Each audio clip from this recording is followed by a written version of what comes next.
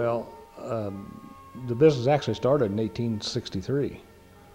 So we're the second oldest funeral home in Kansas. There's one in Leavenworth just a few months older than us. But when you think about it, 1863, President Lincoln was president. And it's come on through individual families and clear on up until we were honored to purchase it in '89. So it's still family owned. And in the era of corporations taking over funeral business, we're proud that we're able to keep it as a family-owned business. Of course, my family's been here for years. My great-grandfather, I can remember him living on Buchanan Street, which is right behind the fort, and he had a chili and pie cafe right where the Cortland is. My grandfather worked at Hayden Planing Mill, which is where Mako Ace is, and they made furniture for Holiday Inn chain. Then my father was associated with Citizens Bank all these years. I went to, of course, Fort Scott School System, enjoyed playing football, so I did receive a scholarship to play at Fort Scott Community College, and that's the reason I wanted to go to college, was to play sports. So while I was doing that, I worked my way by answering the phone at a funeral home and also running the ambulance. So during my last years of high school and community college out here, I would every other night stay all night at the funeral home and work whatever they needed me to do, and then that's when I fell in love with the business. So our plans were for me to go to mortuary college after graduating from Fort Scott Community College and then come back and get married, but the closer it got to it, I wanted her to go with me, so I talked Judy into moving to Dallas, and here we were, two green kids, never away from home and in the big city of Dallas, but we made it, we enjoyed it, and had a lot of good experiences there. Came back to Fort Scott in the funeral business, left to go to Coffeyville and work in a funeral home there, and then on through the years, Judy and I were able to purchase the funeral home in '89, and she's been a real asset. She's been one of the reasons it has grown. People come in the front door and they'll walk right past me to give her a hug. And so they like dealing with a lady. So she's been a big part of it. It was just the two of us, and over the years we've had to add staff, and I've had other men that have helped me, and then they've moved on to bigger cities or whatever. But then my sons asked if they could come in, and really Jordan got involved with the funeral business after he graduated from KU with his master's in business, and he actually started the website and started getting us going from paper to computer, and for our accounting and that type thing. And now he's moved on to the investment field. Jared, after his graduation, called and wanted to come home because he wanted to raise his family in the atmosphere that he was raised in. And so he's with me now as a licensed embalmer and licensed funeral director. So I also one of my key employees is Brad Blueball, who started with me in high school, kind of like I did. And Brad worked in high school, and he worked all through his junior college here, went on to Kansas City, Kansas Mortuary College, graduated, and he's been back and served his apprenticeship, and he's been licensed for 12, 13 years, and just a very loyal part of the business. Well, the mortuary business is still a people business from the standpoint that you've got to be one-on-one with the families and work that way. But on the technology side of it, it has changed quite drastically in the fact that I did the beginning all the book work and the paperwork on paper, and now we're doing it computer. We've gone from filling out death certificates by hand to even submitting them on the computer. And Judy's been a big part of that because she's taken over that. While I've been maybe in the operating room or working with the family, she's been able to take that technological side of it, write checks on the computer and pay bills and all that.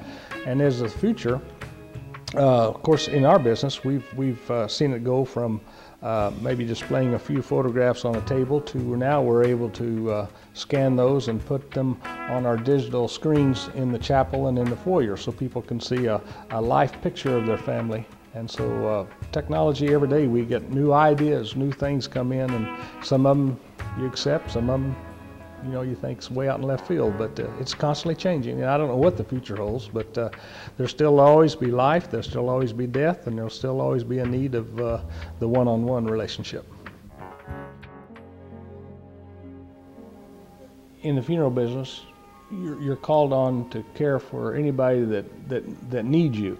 And some of my memories are some of my best friends that have passed away. And still you've got to block out that emotional side because you've got to keep composure and to help the family. And I can remember some of my dearest friends having to close that casket for the final time. One of the most emotional times for me was the 3 young soldiers that we've buried who've given their life in Afghanistan and Iraq, and to work with those families and see their life cut so short as you stand in front of that casket and realize that they did it for our freedom, for me, for Judy, and for our boys. And that's a very touching part of me, and it's kind of hard to hold back tears in those situations. As with any of the veterans. Oh, well, sure. Yes. In Fort Scott, we have so many veterans, and losing them gradually. But I consider it an honor. Ever since high school, I've blown taps at the Veteran Services, and they used to get me out of high school where I'd leave, and of course back then I was glad to do it. It got me out of class, and it paid $5, so I was always glad to do that. But now, even still, 50 years later, I'm still honored to blow taps at Veteran Services.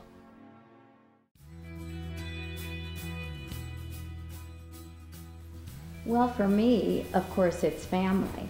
I mean, you know, personally, that would be the only thing that I can think of that's been extremely important to me. And when they're growing up, you think it'll last forever, and then all of a sudden everybody's gone. It is a brief time you have your children, so. But they come back nearly every weekend, so we still enjoy our family very much. We have 5 sons, and I'm very proud of all of them. Matt is the oldest. He and his wife Sherry live here in Fort Scott, and he works with Ray Shepherd Motors. Aaron is number 2. He and his wife Heather live in Olathe, and he's a water waste consultant for Johnson County. He's an engineer. Number 3 is Jared, and he and his wife Stephanie live here in Fort Scott. Jared's with us at the funeral home, and we're very glad to have him. Let's see, number 4 is Jordan. He and his wife Randy live here in Fort Scott, and he is with Sather Davenport.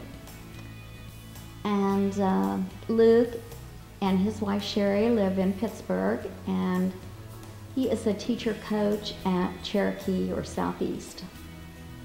And we have 8 grandchildren, 6 boys and 2 girls. So they're a handful. I bet. We love them all. Finally got our girls. Yes. We've always been involved in church and kept our children involved in the church and activities as they were growing up. And so that has played a big part in our lives.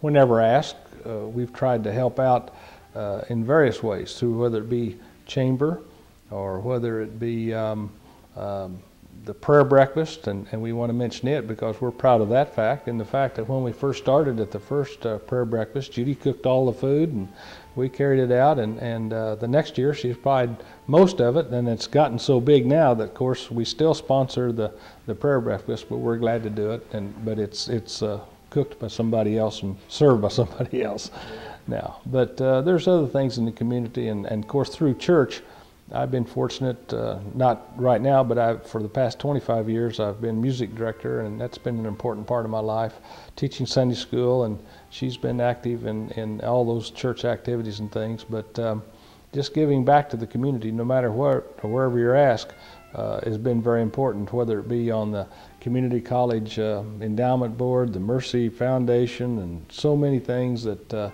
there's a need there. So we're just happy to be a part of that. I remember is the fact that Main Street was dull, no Christmas lights, and we thought there's got to be something we can do, and that's when we organized the first telethon. And I think we ran it one morning, but my lands, we raised enough to get downtown lit up, and that started the Christmas light thing. And so every time you drive downtown during the Christmas season, it gives you some pride to know that the town responded to those things. But the thing that I've worked on all these things, but as you look back, Fort Scott, the Mercy Hospital, we needed to raise, I believe, I'm going by memory, 1.3 million. They did it. Presbyterian Village, they had to raise it.